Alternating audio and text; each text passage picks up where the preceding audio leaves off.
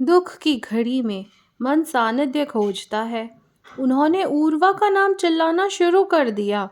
उन्हें आशा थी कि ऊर्वा कहीं आसपास ही था। बाबा मातंगों में सबसे अधिक अनुभवी और बुद्धिमान थे। यदि वे कुछ नहीं कर सकते थे तो युवा ऊर्वा के वहां होने से क्या अंतर पड़ने वाला था। परंतु मन तो मन है। दुख का कारण मिटाने की आशा समाप्त हो जाए तो दुख को बांट कर कम करने की आशा खोजने लगता है।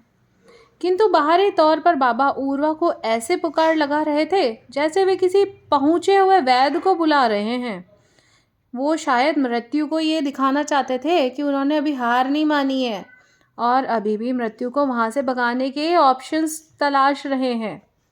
जब ऊर्वा को कोई उत्तर नहीं मिला तो बाबा के कमजोर पड़ चुके मन में ऐसी तस्वीरें बनानी शुरू कर दी जिनमें ऊर्वा भी कहीं पास ही सर्पदंश के कारण अचेत पड़ा था। उनके मन के दूसरे भाग ने इन तस्वीरों को जलाने के लिए क्रोध की अग्नि सुलगा दी। क्रोध में वे ऊर्वा को कोसने लगे कि वो आवश्यकता के समय कभी भी उपलब्ध नहीं होता था। बाबा के इस बेतुके क्रोध का अगला लक्ष्य बना वहां पास के पेड़ पर चीख रहा एक वानर, जिसके एक हाथ में खेला, दूसरे हाथ में सर्पदंश के लिए काम आने वाली जड़ी बूटियों का गुच्छा था। अब बाबा को ध्यान आया कि धनुष और बसंत ने अचेत होने से पहले सहायता की गुहार लगाई होगी। मातंग और वानरों के बीच संबंधों का अनांकित नियम था कि वो आवश्यकता पड़ने पर एक दूसरे की सहायता करते थे। सर्पदंश से ग्रस्त उन दो मातंगों की गुहार भी किसी वानर ने ही सुनी होगी। कदाचित उसी वानर ने सुनी थी जो उस पेड़ पर बैठा था।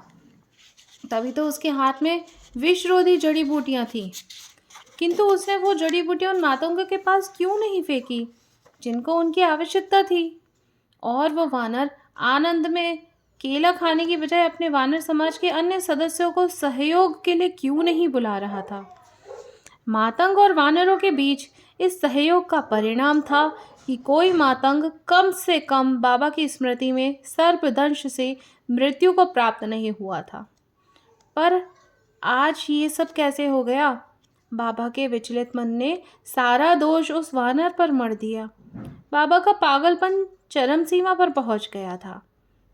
बाबा ने एक पत्थर वानर की ओर दे मारा। पत्थर को चकमा देकर वानर ने बाबा की अनुकृति करते हुए केले के छिलके बाबा की ओर फेंक दिए। जब वो निर्दयी जंतु पेड़ से उतरकर भागा तो बाबा ने छड़ी लेकर उसका पीछा करना शुरू कर दिया। कहाँ वे बाबा थे जो इतने ज्ञानी थे कि वे देवताओं से वार्ता कर सकते थे, और कहाँ ये बाबा जो क्रोध में इतने अंधे हो चुके थे कि एक वानर को पीटने के लिए दौड़ रहे थे। 1 घंटे में वो अज्ञानता की गहराइयों में गिर गए थे। 3 जल कन्याएं उन्हें ले डूबी थीं। पहली जल कन्या उन कीड़ों की आत्मा थी जिन्होंने बाबा के मन में घिन्न पैदा करके उनको आसक्ति के बंधन में बांधा। दूसरी जल कन्या धनुष और बसंत की अचेत देहों के पीछे छुपी थी, जिसने दुख की भावना के माध्यम से बाबा की आसक्ति प्राप्त की। तीसरी जल कन्या उस वानर के पीछे थी जिसको पीटने के लिए बाबा क्रोध से आसक्त होकर दौड़ रहे थे।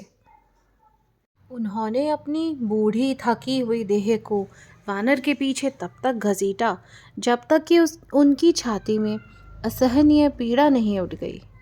वो घुटनों पर हाथ रखकर नीचे झुके। उनके फेफड़े वायु के लिए तरस रहे थे। उनके तन के एक एक पोर से पसीने की फुहारें छूट रही थी। जिस वानर के पीछे भागते भागते उनकी हालत हुई थी, वो वानर आनंद पूर्वक एक पेड़ के नीचे टहनी पर बैठ गया था।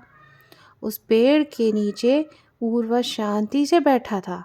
उसका मुख पेड़ के तने की ओर था और उसके होठ ऐसे हिल रहे थे जैसे वो किसी से बात कर रहा हो। बाबा जहाँ खड़े हाँफ रहे थे वो स्थान ऊर्वा से कुछ ही डग दूर था।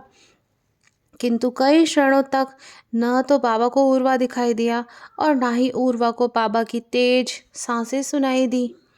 अंततः बाबा की श्वासों में गति साधारण हुई और उन्होंने अपना सिर ऊपर उठाया तो उन्हें सामने ऊर्वा की पीठ दिखाई दी।